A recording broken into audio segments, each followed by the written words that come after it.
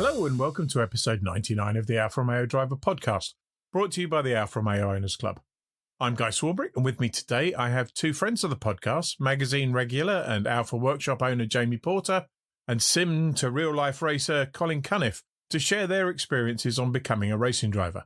Good afternoon, gentlemen. Good afternoon. Good afternoon.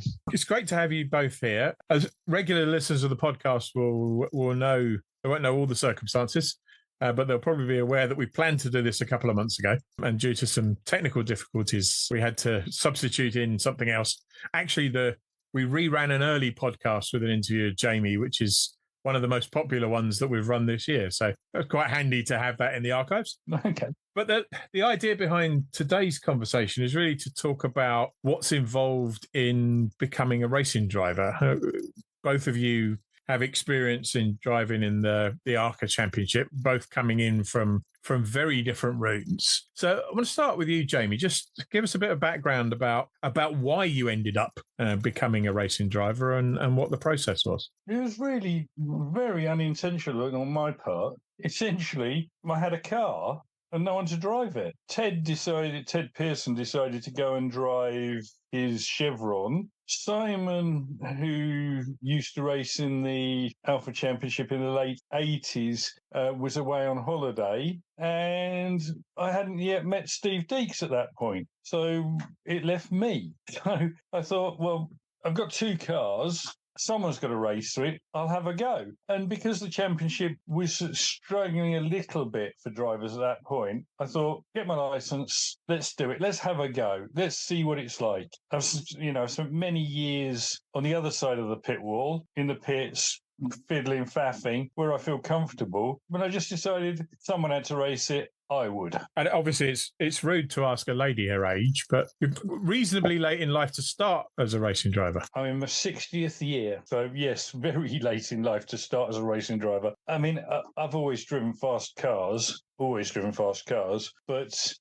I've done track days. I've done lots of track days where you can open the car up. I've driven the Nürburgring, I've driven all sorts, but I've never actually raced a car. So we'll come back to that as a point of comparison later. But once you decided that you were going to do this, you were going to take the car out on track yourself and race it, what was actually involved in becoming a racing driver? Well, first thing you have to do is you have to pass a test. It's a very, very basic test. Essentially, what they want to know, it's called the ARDS test, and what they want to know is, can they communicate with you while you're on the circuit? So communication on a race day is done by flags. So you have to know all the flags. Fairly obviously, if something happens on the circuit, they need to be able to warn you of that and give you the appropriate course of action. So if there's oil on the circuit, there's a flag that tells you that.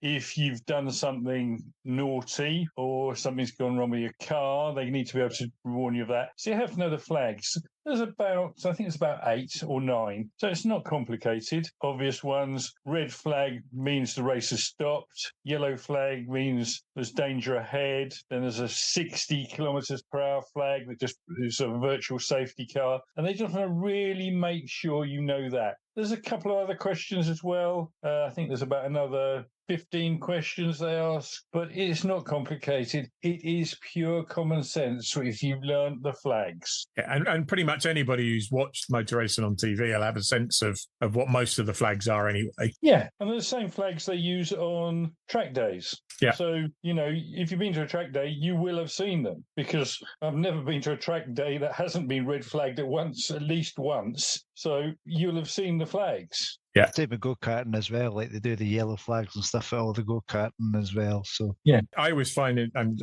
I know sim racing is different, but with me, the biggest problem is not knowing which flag's which. It's having the bandwidth to notice that someone's waving a flag at you and you're concentrating on all the other things that you have to do. In a race situation, because of the adrenaline, everything slows down. So You see them. They make sure they see them. They're waving. They catch your eye. You will see the flags. That's not a big problem. Yeah. Then, after they've done the small test, they take you on the circuit. An instructor takes you out and makes sure you're not a complete idiot, basically. So the thing they really don't want to see is while you're on a circuit, you go out and say spin. If you spin on your test, you fail. They want to know that you have the ability to control yourself in that car and you put the car in roughly the right place on the circuit so everyone knows what's going on. That's it. But they're not expecting you to be a racing driver at that point. They're just expecting you not to be dangerous. Exactly. They say that. And they're so much on side. Absolutely 100% on your side. They want you out there racing. You know, if we don't go and do the test and pass, they've got no one else to race. What's good to race when you're on your own? So they really, really, really want you to pass. It's one of the nicest tests you can do, to be honest. Where did you do yours, Jamie? I did mine at Snetterton. I booked it in the afternoon, and I booked a morning session for my 4C. Right. So I went out in the morning in the 4C. I think mine's got the hybrid turbine, so it's about 330 horsepower, 340 horsepower, somewhere around there. I went around the circuit in that all morning, really enjoying myself. And then in the afternoon, they put me in a BMW 1.8 1 Series, which basically couldn't pull the skin off a rice pudding. And I was busy swearing at this car because it just didn't want to go. And the instructor's going, calm down. I said, I've spent all morning in an Alfa 4C and you've tortured me by putting me in a BMW and a BMW without any power. I was like, oh. But after we'd had a chat, we had a bit of a laugh about it. And yeah, they passed me, which was nice. But I think it was very difficult not to pass. Jack, who did it with me, who now races the Mito, he got one of the flags wrong. And while he was doing the circuit bit, he remembered that he'd got the flags wrong, came back in, asked them to have his paper back. They gave him his paper back. He corrected the answer and gave it back to them, and they passed him. So, well, let's hope they don't hear the podcast and decide they're going to take that one back. I only mentioned his first name. There's a lot of Jacks about. Not that many that drive Mitos, but I'm sure they won't get. Colin, you're had a different starting point, but a similar experience. Where did you do your ARDS test? I was at Knockhill. That's just up the road, so I made the easier option. Nice, flat, undemanding, non-technical circuit. It's just perfectly flat. There's no jumps or big curbs that you see cars going flying over or rolling over or anything like that. But similar experience to Jamie overall? Yeah, pretty much. Like say they want you to pass, and let's say the test, it was a bit like that with mine, except when I handed my test in, they were like, are you sure you've got that right? And then you just kind of like, oh yeah, okay. And then it turned out I got two of them mixed up. So yeah, and then like on the track, the guy wasn't quite as nice to us. He basically says if you do anything wrong, then you'll get failed on this part. But so he basically just told you to be within yourself and don't push over. But they're just looking to make sure you're aware on the track. That's it, making sure that if there's someone coming up fast behind you, you pull over, let them pass, and it shows you're looking in your mirror all the time and things like that as well. And Jamie came to it from track day experience, but you had years of sim racing experience. So how big a difference was it moving? And we'll talk about the jump again when you actually get to racing. But going out for the ARDS test, how well prepared did you feel based on the sim racing that you'd done? Yeah, well, I've been the couple of nights before they used Honda Civics up there, so I downloaded the Honda Civic car on a set of Corsa and fired it up and thought, oh, this is all right. But it's not when you actually got there and you've got all the surroundings and stuff. It's such a different feel. I mean, I'd been round Knockhill a few times doing like track days and like in their single seater experience and things like that. So I'd already had an idea of what to expect. But just because it's a test, my brain just went to mush, and I would just pass it, just do go at a normal speed, and you'll be fine. Okay, so Jamie, you've now passed your test. Mm-hmm. You're licensed to thrill. What came next? I understand there was a bit of shopping involved. Oh, my worst thing ever. Shopping. I hate shopping. I do man shopping. And so it was off up to racing supplies up at Silverstone. Oh, you just went in there. I aimed to spend about 700 quid, somewhere around there. I'd worked out that you could get all the equipment you need for around that much. I was determined to stick to that budget, but couldn't do it. Got in there, nice young lady. This is a cheap suit we have, but this one's got ventilation. I just remember being at circuits and being so hot. I thought I have to have the thing with ventilation, and I just got upsold. Eventually, I spent about £1,500 on all the equipment. So I didn't go top of the range. I went sort of middle of the road. So I felt comfortable with it, and everything's, date stamped, correct dates on it. I checked all that as I bought the stuff. So it wasn't a problem. Wasn't a problem at all. So what was the shopping list? What do you have to have before you go racing for the first time? Basically, everything has to be covered and fireproof. So you need a helmet, you need a suit, gloves, shoes. You don't actually have to have the underwear in the UK, but if you're racing abroad, they do like you to have the underwear as well. So socks, pants, and a undershirt. So, but that gets particularly hot. So you don't have to buy that. I did. Again, I was upsold all that as well. So I think that's it. I can't think of anything else you need. Balaclava. Balaclava, yeah. Sorry. Then do you have a hands device as well now? Yes, you do. Aye. Sorry. Yeah, I had to get that. Yeah. For those who don't know, hands is their head and neck support kind of. I'm trying to show it with gestures on a podcast, which isn't working very well. But it's just like a yoke that kind of goes over your shoulders and attaches to the back of the helmet to stop you breaking the top of your spine. Yes, it sort of goes under the seatbelt, so down your front, so you can only move forward a certain amount. But there are, I think, 2 or 3 different types.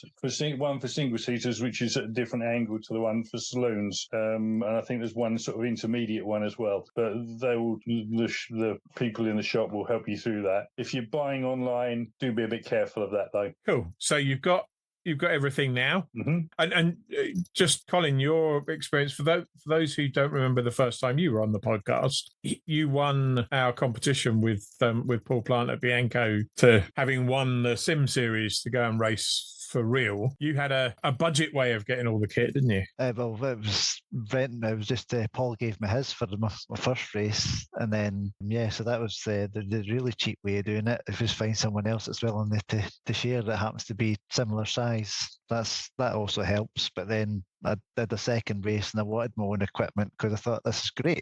I want to do this all the time. So I bought my own stuff, and it turned out it's only been used once, and it's been in the loft ever since. Well, we'll work on that later in the podcast. Yeah, I've lent my kits as well to Jack. So he races in my kit because we can't both do the same race. So he borrows my kit. So again, Jack has benefited from that, and he hasn't had to buy any equipment for racing. So people are out there that will help you with this sort of thing. Yeah. So we'll come on to the big budget stuff like a car later on. But like $1.5 not that expensive. Well, compared to a car. So you've now got the license, you've got the kit. Anything else you need to spend on before you can actually get out on a track and race? Just your licenses. Your memberships. Aye. So you have to join the 750 Motor Club. You have to join ARCA, the racing's championship organizer. And that's about a couple of £100, just over, I think, in my memory. I was 90 for the 750, I think, and it was 100 for ARCA. Yeah. And then your ARDS certificate just entitles you to buy a license, doesn't it? So you've still got the license cost on top of that as well. Yeah, that's $99 a year or something like that, I think it was. Yeah. And obviously, because of my age, next year, so at 60, you also have to have a full medical, which I didn't have to get my license this time. I better get a season in next year then to save on the medical. Yeah. But you also have to get your license, you also need to have an eye test. Okay. And you have to pass a certain at a certain level. Otherwise, they won't give you a license. And how strenuous is that? Is that kind of road car driving license type eye test, or a little bit more involved than that? As long as you're all right with corrective lenses, then you're all right. Okay. Yeah. But it was slightly stricter than a road test, but not much, Okay. in my memory. Yeah. Just have to get your optician to sign it off. They don't even test you. So we've got everything in place now. There's probably at least one more bill before we get out on the track. Race fees, entry fees. Yeah, that's a big one. But they vary depending on the circuit. So far this year, I think we was 410 for Croft and 510 for Brands Hatch. Right. 400 to 500 quid each race. And that covers qualifying and 2 races on the ARCA series. That's right. Yeah. And they can be over 1 or 2 days. Right. So there's hotel or camping or whatever on top of that as well. You can usually, from what I've seen, you can camp at the circuit for free. Right. Or have a camper or whatever. A mattress in the back of a van. Yeah.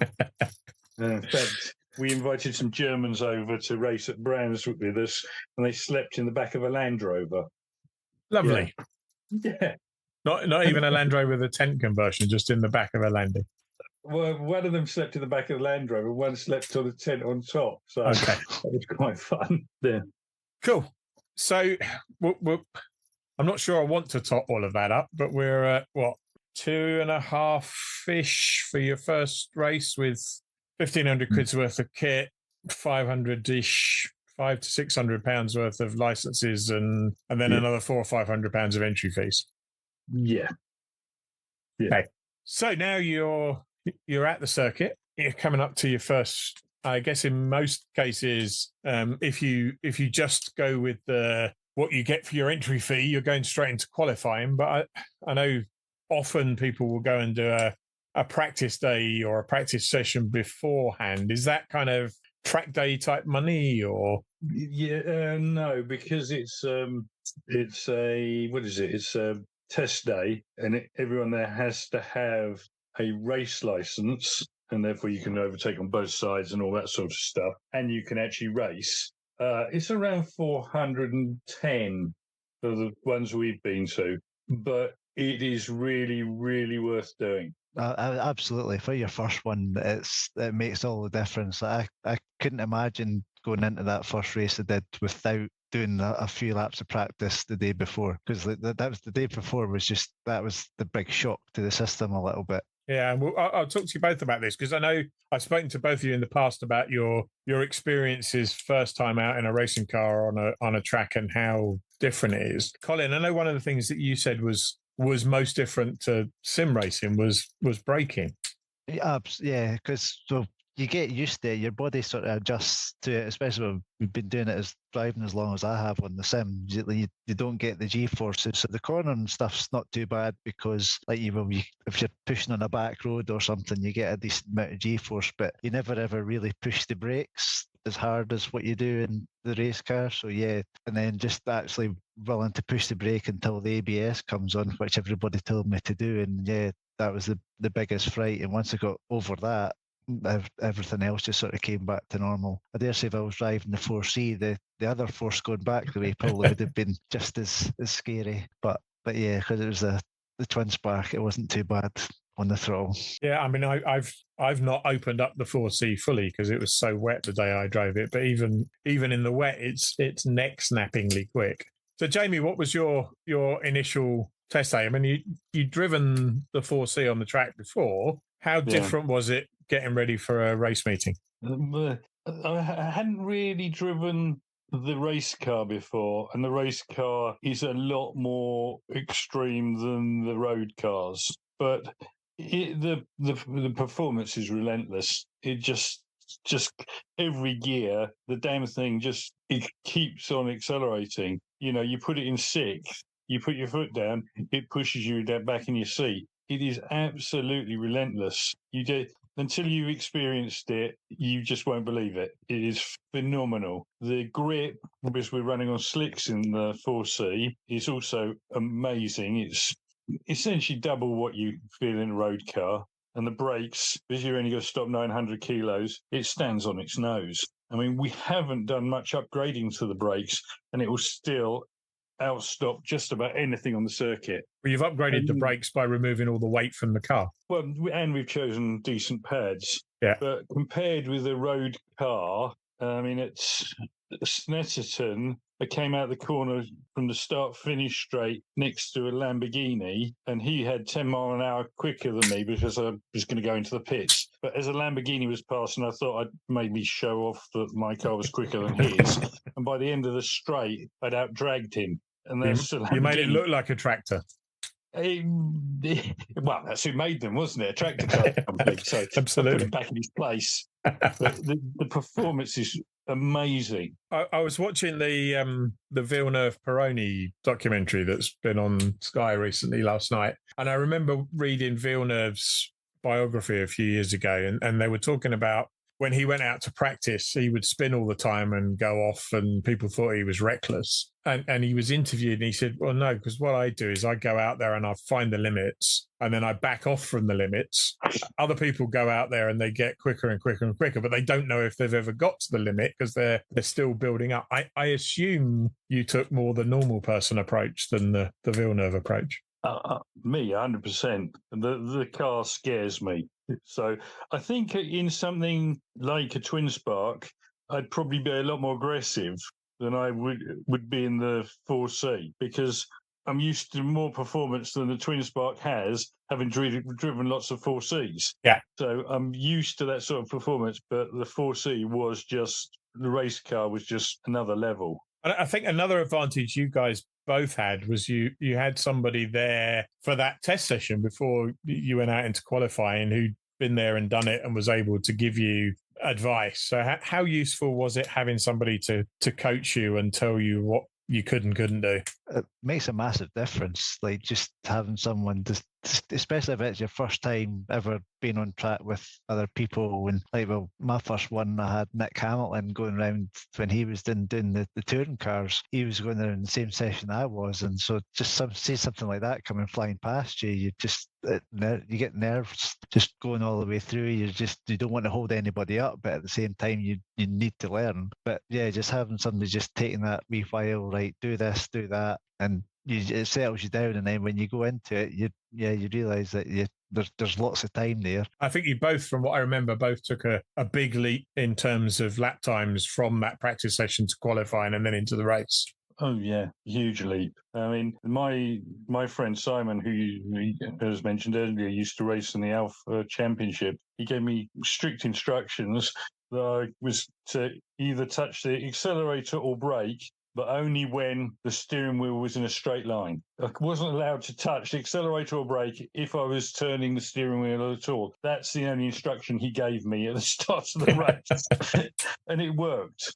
It worked because the car, it's got the performance to do that. I think if I'd been in a twin spark, I'd have had to up my game a bit. I think it's much more challenging in the situation I was in starting a race, to be in a car where you have to use all the performance, i.e. power brakes and cornering. Yeah. Because of the performance, I didn't have to use the cornering as much as I could do. And we'll talk about qualifying in a second. I know in your first races you had some interesting battles, including with Paul Plant, who helped Colin out. But I think one of the differences between the twin spark class that Colin raced in and your situation was every car in your class was different, weren't they? So different levels of performance and capability pretty much in every car you were racing against. Yeah, and some of them are very, very fast. Jamie Thwaites' TCR car, that's a monster. And Ian Stapleton's got that V6 supercharged Alfetta GTV. Yeah. Again, 630 horsepower. The thing goes like stink. I've never seen a car go for it. And I'm in a fast car and that's going faster. You're like, oh my God. And that's probably a couple of kilos heavier than the 4C, but it's not a heavyweight, is it? No, but he knows how to put it through a corner, which I was still learning. Well, I am still learning. I think you're always learning. But he knows a good racing line. So he's coming up quite a lot faster than him and Jamie Thwaites than you were going. Yeah. They are. I mean, the TCR car is, a pack of £150,000 race car. It's a fast thing. Yeah. So practice done now. Move into qualifying. Obviously, there's a certain amount of nerves and trepidation of going out on a circuit in a race car for the first time in practice. How much does that ramp up when you go into qualifying? I thought it was a different league. It wasn't as intense as actually when you go out to race, but you're sitting there in the collecting area and you can see the guys on the qualifying in the session before, and between you and them there's 50 yards of tarmac, no crash barriers, nothing, and you're going out there next, and you can see them, and you're sitting there in the collecting area just watching. Luckily I had Simon talking to me and just taking my mind off it, but it focuses your mind, and you've got everyone else in their cars round you all waiting to go out as well, and you're looking around going, well, that's going to be quick. He's going to be quick. In some ways, it's worse it's worse in that bit where you're waiting than when you actually get out on the circuit, because you've got all the anticipation and you've never done it before. So your adrenaline's way, way up. As soon as you can actually do something, drive, you calm down a bit. But sitting there in the collecting area, that's a buzz. I would say it was the opposite. If I hadn't done the practice, then it probably would have been much the same. But because I'd been out, and then you're not in that collection area for your practice as such, so you just go out, and then whatever cars are there. And then when it came to qualifying, I actually felt okay, because I'm used to sitting at home on my rig waiting on qualifying start and thinking what I've got to do and everything, so I've already sort of prepared myself for that mentally. Had a sort of mental checklist of what you were going to have to do. So I think the sim racing helped in that regard for me, so I wasn't quite as nervous when it came to the qualifying and waiting in the area. It was just good to be there, and it was exciting more than anything else. But again, because I'm not in one of the expected faster cars, so that's probably what the different expectations were, maybe. So you both got through qualifying. I think both qualified reasonably well in class, although they're both small class entries. And then you're out on the grid. So what's the start like the first time? Well, I think I was behind a Giulietta, and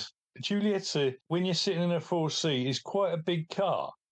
And you're very, very close to that car, so I couldn't actually see the start lights. I was under a rear spoiler of a Giulietta, so I was sort of relying on the guy next to me to rev up and see the lights. So I just went on his cue rather than actually being able to see the lights myself. And those Giulietta rear wings are about the width of the gantry in front of you anyway, aren't they? Yeah, they are, from down in the 4C. You are looking up going, okay. But you are very close. Everyone is, the row in front is 2 car lengths away. Depends on the track. Like if you're at Cadwell, then you're really, really close. If you're at like Wilton Park, then it's a wee bit more spaced out. I mean, there's 2 cars in each row, and you're a car's length width apart, and then so you can only see the car in front of you, a gap of a car's width, approximately a car's width, and then another car. And on the other side at Croft, there's a pit wall. There's not a lot of room. I guess the two of you had almost opposite challenges, in that the challenge with the 4C is getting the power down and getting away smoothly and not just spinning all the power away. And the challenge in the Twin Sparks is probably more getting bogged down and not getting off the line as quickly as you might. So, Jamie, how did your first start go? I got the cheat button. Got the button that says launch. You press the button, wait, you press the button, choose the rev you want, press the button, and it will keep it to, say, 3,000 until you get to a certain speed, and then it releases you to go faster. But by that time, the traction control can then work. So the launch in a 4C is really, you're sitting in a computer and it's doing all the work for you. It's not particularly difficult. I mean, those that have been watching the races through this season will have seen that the 4Cs, Mike Hilton's and ours, basically disappear off the start line, and we've got 3, 4, 5 car lengths before the first corner. So all you've got to do is find a gap to fit through. Yeah. Well, that's exactly what happened at the second race at Croft. I had to find a gap to get through, but that's a bit later in the story. But sitting there, the thing goes off the line, 4C goes off the line like rocket, absolute rocket. I think I gained 3 places in the first race, but then I completely fluffed up the corner and ended up virtually in the gravel trap. So then I had to sort myself out again and work my way back up the field. I was standing on the outside of that gravel trap watching you come towards me. We nearly met. We could have shaken hands, I think, on that one. But Colin, how was your experience first time off the grid? Well, it didn't. For my one, I was on the back row, so it didn't really matter as much for my first start. So I knew I had nobody behind me that was going to career in. But because the way that the ARCA Championship works, so like you've got your Jamie that then Hill has mates, he'll pull off on the lights, but then the Twin Sparks, they go off on the flag, which is 10 seconds after. So obviously first experience of having a flag drop, like I seemed to be about half an hour starting before everybody else, what it seemed. So yeah, it was a bit different. It was a bit slow, but then obviously things didn't really materialise that well after that first race. But again, we'll go into that. Yeah. So Jamie, back to your first race. You've got off the grid. You've pulled yourself out of your near gravel experience. Yep. What happened for the rest of that first race? Well, basically, as I said earlier, Simon said, use the performance. Don't touch the throttle or brake while you get any steering input. So basically, every time I got to a straight, I overtook someone.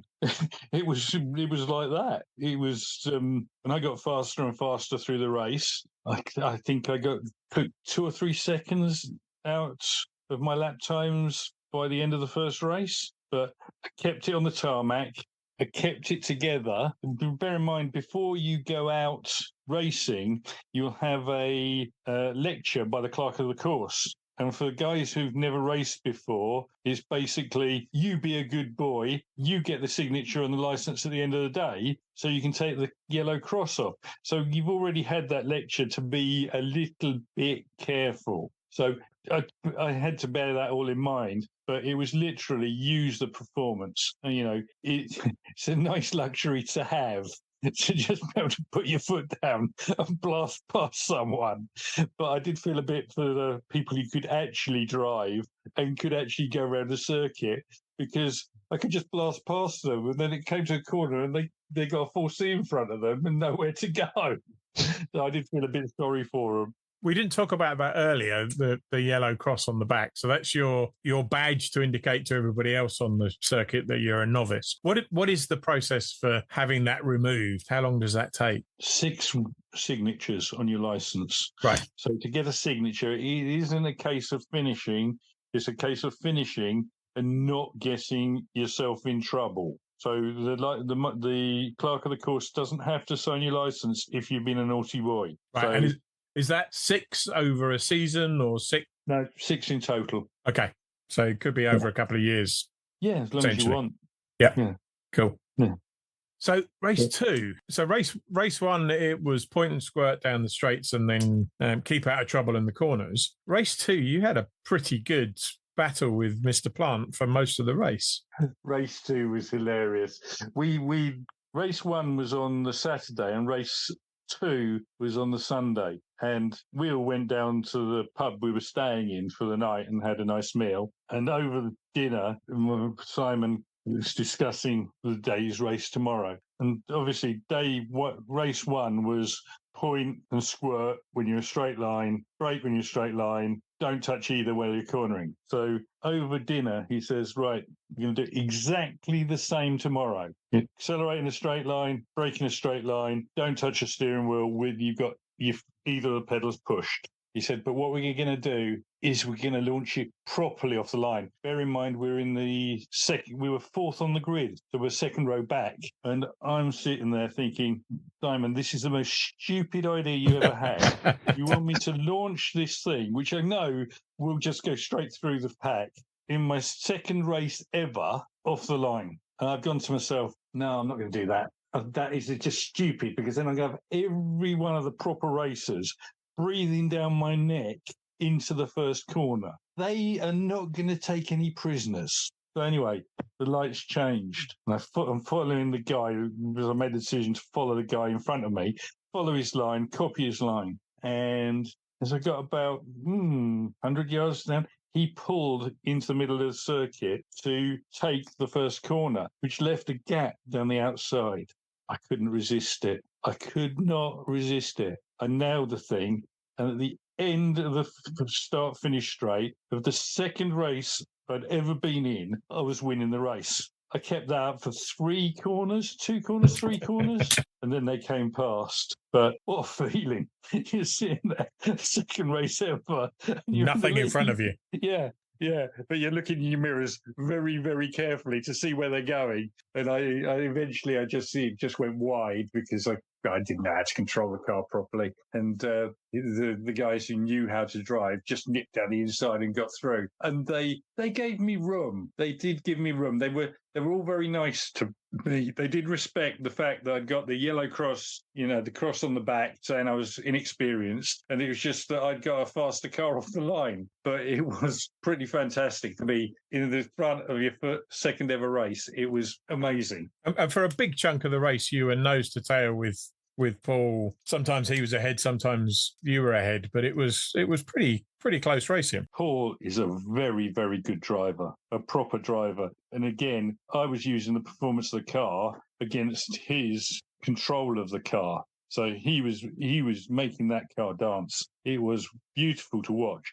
And I watched it really closely, because sometimes he was less than a foot off my bumper, either front or back. So I think we changed places, 4 times or 5 times in the race. It was that close. And it wasn't until one of his tyres decided to give up that I managed to pull away from it. I just couldn't get away from him. He is such a good driver, really is. So, Colin, your first race was Netterton. Yes. And that was good, steady? Well, steady is probably the best word, since 18 minutes of the race was behind the safety car of the 20-minute race. Of course it was. Yeah. I've forgotten about that. It's very steady. Yeah. I've still got the photo of me waving to you at the last corner. Yeah, I'd forgotten about that. So you had another go at it. Yeah, and that was an interesting weekend, wasn't it? Yeah, that was brilliant. That was because I felt confident in the car. Car was great. Everything was going well. Qualified third, I think, in class. I just everything was great. But not any nerves or anything. And then and really competing with the class leader. Everybody, yeah. I mean, it was so close. Everybody was really close. So the Ford brothers and Andy and everything like that. Everybody was just really close. It was really good. That's why I enjoyed it so much. Was just because of how tight it was. It just made it really, really good. And then it got not quite so enjoyable. Yeah, it got expensive after the last lap. It's just accidents are the last cost that you want to worry about. Yeah.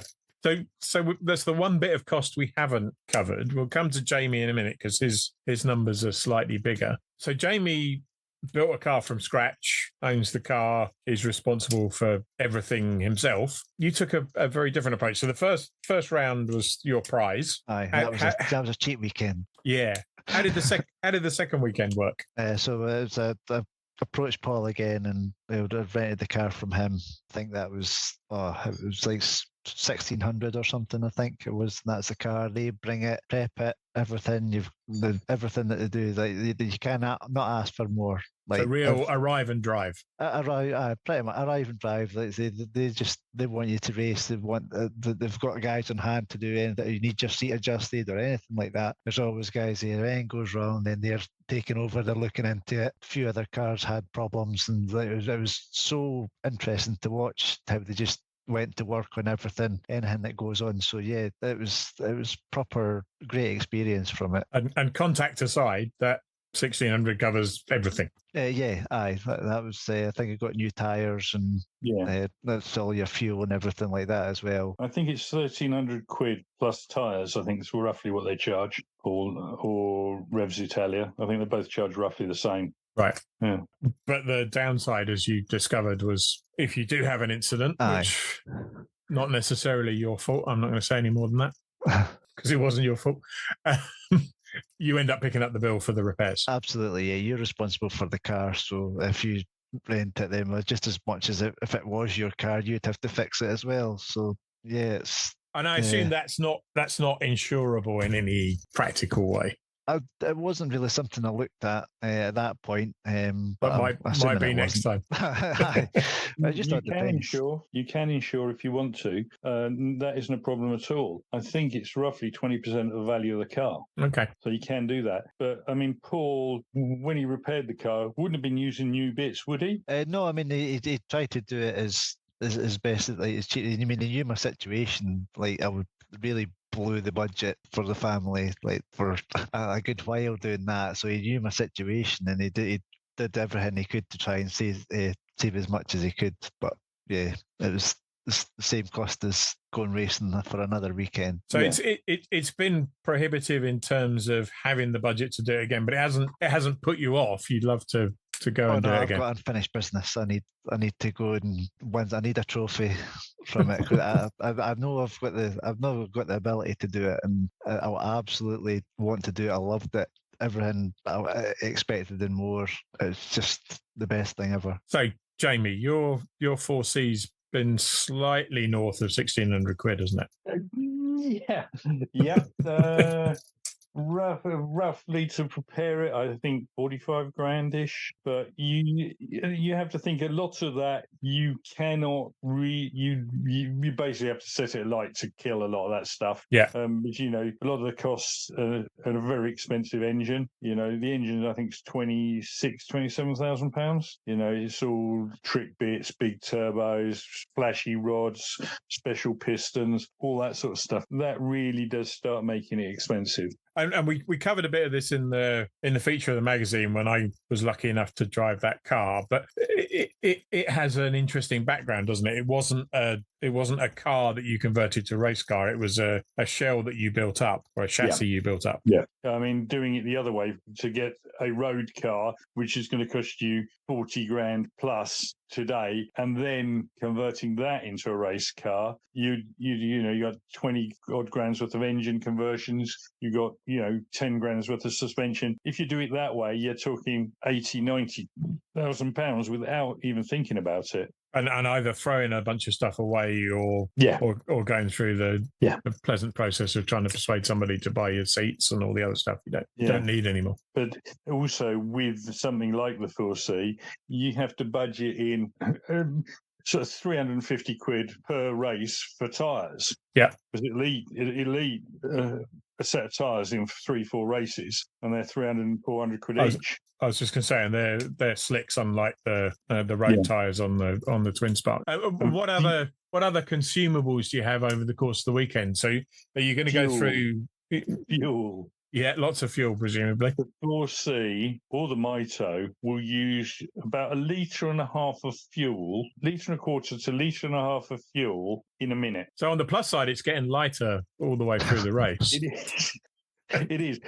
That's one lap of Brands Hatch. It will use 1 litre of fuel. As it burns money, it's getting lighter. Yes. It's ferociously... both the two race cars we run are ferociously expensive on fuel. Brake pads on the 4C, 4 races. Okay. And that's 250 quid a set. Generally, other than that, the thing has actually been very, very reliable, touch wood. Things like discs, is that multiple seasons, or would you change those? Discs and things, they'll do multiple seasons, yeah. Yeah, without a problem. But really, fuel, brakes, tyres, they're the expensive things for the 4C. And I guess given your model and given the fact that part of why you're doing it is as an advert for the business and a learning experience, I suspect there's there's been an upgrade or two along the way and will continue to be. Oh, yeah. You're always doing something. I think, well, so does everyone else. So, it's like an arms race. I do something, Jamie Thwaites will do something, Mike Hilton will do something, and you're constantly chasing each other around. Because you started off with what I think the 33 Stradale designers referred to as passive aero, but you were just relying on the body shape, weren't you, originally, and that's now sprouted some appendages. Yes. Well, we were just seeing how well the aero worked on the car, because it has got quite a lot of aero on it, believe it or not. Yeah. The under-tray on a 4C is all shaped, etc., etc. Yeah. But Ted Pearson was testing with us at Bedford Autodrome, and we tried the wing, and he said it makes an amazing difference, the amount of grip you've got through faster corners, anything from 60 mile an hour upwards. The thing is much, much more planted with the wing. But we've got to do some experiments with the front splitter, probably after the season ends this year, to see what we can do to get some bit more front end grip. You did that opening round at Croft. What happened after that in terms of your racing career? I decided to retire back the other side of the pit wall, to be honest. I found someone who could actually race the car properly and exploit the performance. A guy called Steve Deeks, he's a customer of ours, and he said, "Can I have a go?" I went, "Yeah, of course you can." And Steve, for those who don't, it is if you're the chief instructor at Silverstone. Yeah, he is quite good. He's quite handy. I nearly did Cadwell Park, right, but I was too scared. Yeah, I think that's very sensible, having done it in the sim and decided I would never even do it in the sim again. Yeah, it's a motorbike circuit, and the 4C around there will be there's trees and things like that to hit. I wouldn't like to get it wrong. Lodge pads. Yeah. I mean, I think the 4C and a downhill section that's more like a helter-skelter than a racetrack, to be honest. I think up the mountain, the 4C would actually get air without any doubt at all. I think it would launch itself off the top of the mountain, no problem at all. I think you'd be spectacularly over there. Well, maybe you could miss out some of the curves on the way down then. Just land in time for the last right-hander. Yeah, I have actually been around Cadwell on a bike, and a friend of mine went a motorbike, and a friend of mine went over the mountain, and I was following. He just went straight on and went onto the grass on the left-hand side of the circuit and just missed the tree. I was like, oh my God. So I wasn't brave enough to do that. So maybe next season I might try Snetterton or Silverstone. Brands I don't think I'm brave enough for. The big circuits where there's plenty of runoff, plenty of room for me to make an error. Yeah, it'd be nice. It'd be nice to get that cross off the back, wouldn't it? Yeah, it would. It would. It really would. But Steve Deeks now has decided that he loves doing it, and I think I'm going to have trouble extracting him from that seat. But he does make the car look really, really good. It was. I mean, so far, I hate to brag. Well, I don't really. So far, we've had first and second at Silverstone, and first and second at Brands Hatch, with the 4C coming in first and the Mito second. And you don't fancy having to go in the Mito at some point? That has handling traits that you have to be well aware of, because his front wheel drive, and if you back off the throttle while the tyres are cold, it will tend to put the back out and spin. So you have to be really careful when the tyres are cold not to back off the throttle. Yeah. Well, when you've got 400 horsepower, trying not to back off the throttle is quite interesting. But people absolutely love the Mito. It's a car that shouldn't be there. They love the Mito more than they love the 4C. I enjoyed driving that. I must admit, it was my background is more front wheel drive than rear wheel drive or mid engined anyway. But it was a hoot. Yeah. As long as you're brave enough to keep your foot in, it's okay. But you get something wrong with the tyres cold, you are going backwards into the scenery. Yeah. But when the tyres are warm, very, very intuitive. You can feel what it's doing. and it's not as scary when the tyres are warm. It's not as scary as the 4C. I didn't think, but other people may think differently. So we know you've got the option to come back again in the next season or two and have another go. Colin, I know you would love to. Is there any realistic prospect in the short term? I keep putting the occasional tenner on the lottery and stuff like that, but other than that, it's not looking likely. Job changes or anything else. But yeah, like I say, the budget was kind of blown the last time and sacrificed doing a lot of stuff in the house that needs to be done. So yeah, it's all simulator racing for me at the meantime. So if there's anybody out there who would like to donate £1,600 a race and get some stickers on a Paul Plant car with Colin at the wheel, Sounds good to me. Colin's ready. Give me a call. I'll just phone in sick at work. I'll Brilliant. be there. Okay, so this has been really good, really, really good fun. One last thing from each of you. If we'd all love to see more club members, more people out there racing in the Alfa Championship, what would be the one piece of advice or encouragement that you would each give to anybody who's thinking about it and not really sure whether it's for them? My advice, do it. Life's too short to not do it. It's just one of the experiences you've got to have. It is such a high. I also find I get quite a high out of watching other people race. So, they're going to come round again, et cetera, et cetera. That always gives me a buzz as well. But the buzz of just being at a racing circuit, amazing. Colin? Absolutely, yeah. I mean, well, if you listen to this podcast, the chances are you love your car, you love your Alphas and stuff. So nothing will ever replicate putting an Alfa Romeo through its paces on a racetrack. Like, you could take it through a test day all you like, but you'll never ever get the same experience of being side by side with someone going through corners. It's just the best thing ever. But in terms of preparation, like the sim racing championship's always there to get a start if you just want to see how you like racing, if you've never tried it before. So it's always a good thing to try as well. I suppose we should put a plug in for that as well. So we start again on.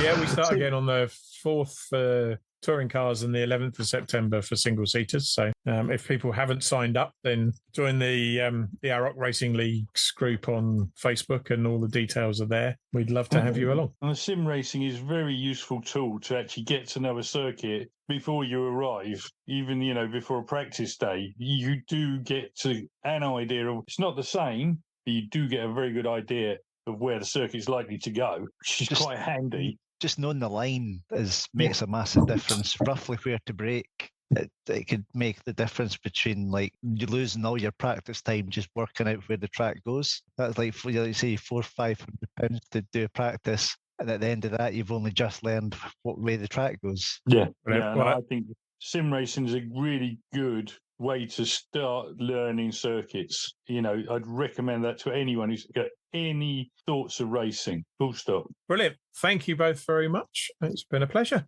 Okay, thank you, guys. Thank you very much. See you, Colin. If you need anybody, Jamie, give me a call. Well, that's almost it for this episode. But if you are interested in becoming involved in motorsport, but don't think driving's for you, the Alfa Romeo Championship is currently looking for a championship coordinator. If you don't know exactly what that involves, the current coordinator, Andy Robinson, told us all about his role way back in episode 5 of the podcast. If you're interested, get on over to alfaracer.com to find out more. The next podcast will be something a bit special as we celebrate our 100th episode, the club's 60th anniversary, and Alfa Romeo's long history of innovation by diving into the marque's patent history in the 5th instalment of No Such Thing as a Brera Quadrifoglio.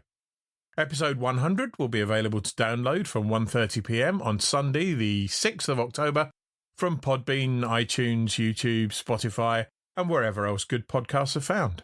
Until then, stay safe.